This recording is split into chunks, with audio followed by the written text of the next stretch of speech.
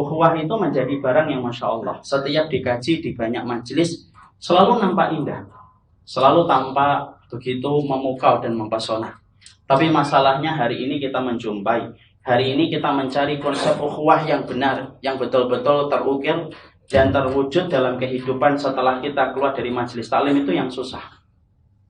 Karena apa? Karena seiring dengan banyaknya ilmu hari ini muncul, banyaknya majelis ilmu yang muncul, kita tidak menutup mata dan kita tidak menafikan bahwasanya mencari konsep persaudaraan yang dibangun atas iman itu seakan-akan masih sulit. Padahal majelis ilmu kayak jamur di musim hujan, kayak gorengan di pinggir jalan.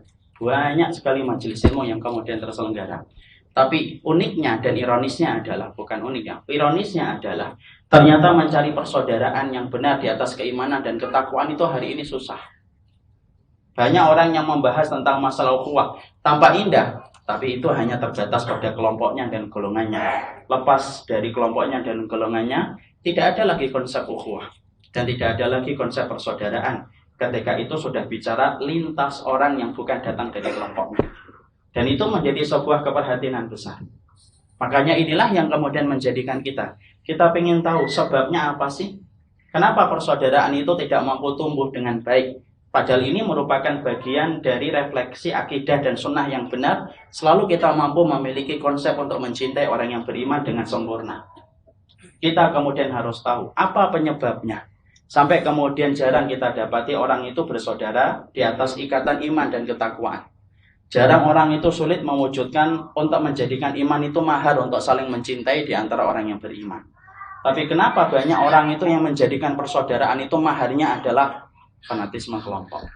Banyak orang yang kemudian saling merahmati itu pertemuan mereka dibangun atas golongan dan bukan di atas keimanan dan ketakwaan.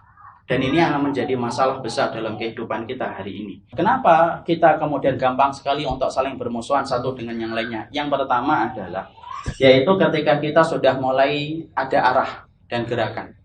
Ketika kita mengkultuskan orang dan kita memaksumkan ustadz yang kita ambil ilmunya dan menjadikan ustadz yang kita ambil ilmunya itu sempurna 100% dari A sampai Z sebagaimana sempurnanya Nabi.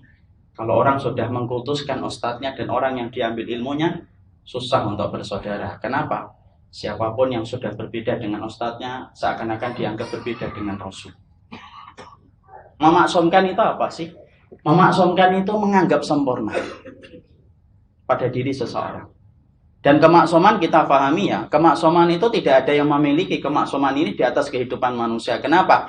Kemaksuman itu hanya dimiliki satu orang di dalam kehidupan umat ini. Dan itu adalah Rasulullah Sallallahu Alaihi Wasallam. Dan kemaksuman itu telah pergi dengan perginya Rasulullah dan wafatnya Rasulullah. Seiring dengan wafatnya Nabi di atas pangkuan Aisyah, maka seiring itu pula pergi kemaksuman bersama dengan ruhnya. Dan tidak ada lagi yang maksum di atas muka bumi ini setelah Rasulullah itu meninggal dunia.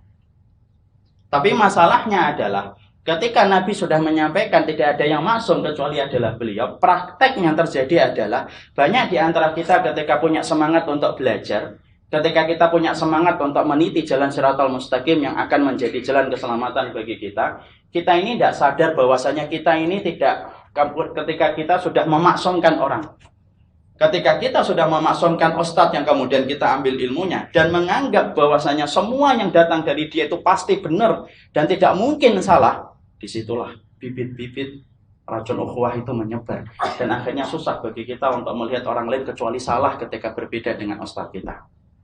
Orang kalau sudah semacam itu Pak, dia akan pakai kacamata hitam kalau melihat orang lain, kalau tidak sama dengan apa yang disampaikan ustadznya. Salah. Kenapa? Hitam semuanya. Kenapa? Bukan karena orang lain hitam, tapi cara pandangnya sudah memandang orang lain itu hitam ketika dia pakai kacamata hitam. Kacamata hitam itu dilepas ketika dia melihat ustadznya dan kelompoknya. Dilepas diganti kacamata yang bening. Kalau melihat ustadznya dan kelompoknya, putih bening semuanya ketika dia memakai kacamata bening ketika melihat saudaranya. Dan akhirnya apa? Susah untuk kemudian bersatu dan susah saling mencintai. Kenapa? Karena sesungguhnya tindakan ketika kita sudah mengkultuskan siapapun itu merupakan sebuah tindakan yang menjadikan akhirnya kita gampang untuk menghujat dan gampang memvonis siapapun yang berbeda. Kenapa? Karena kita menganggap apa yang kita lakukan itu pasti benar. Padahal kita paham Salah memaklumi itu jauh lebih baik daripada salah memvonis. Kalau kita sudah menganggap semacam itu, susah Pak kita bersaudara. Kenapa? Maka kemudian mata kita itu selalu tajam melihat orang yang berbeda dengan kita.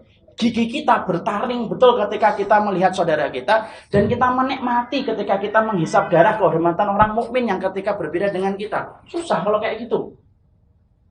Padahal kita paham ya, kalau kemudian taklim itu hanya menjadikan kita gampang menghujat orang dan gampang memvonis orang. Loh, apa Pak bedanya kita dengan dosa kemudian dulunya ketika kita masih ulang tahun, tahun baru, ngitung 10, 9, 8, 7, ataupun mendengarkan dangdut. Kalau taklim itu hanya menjadikan kita meninggalkan itu, lalu kemudian kita pindah kepada tempat taklim, tetapi dengan itu kita menghujat setiap orang yang berbeda dengan apa yang kita pelajari, Masya Allah Pak, dosa yang kedua itu jauh lebih berat daripada dosa yang pertama.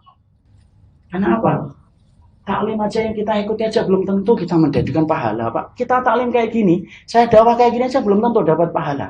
Tapi kalau sudah menghujat, masalahnya berat di sisi Allah ketika hujatan itu sudah berkaitan tentang kehormatan seorang mukmin.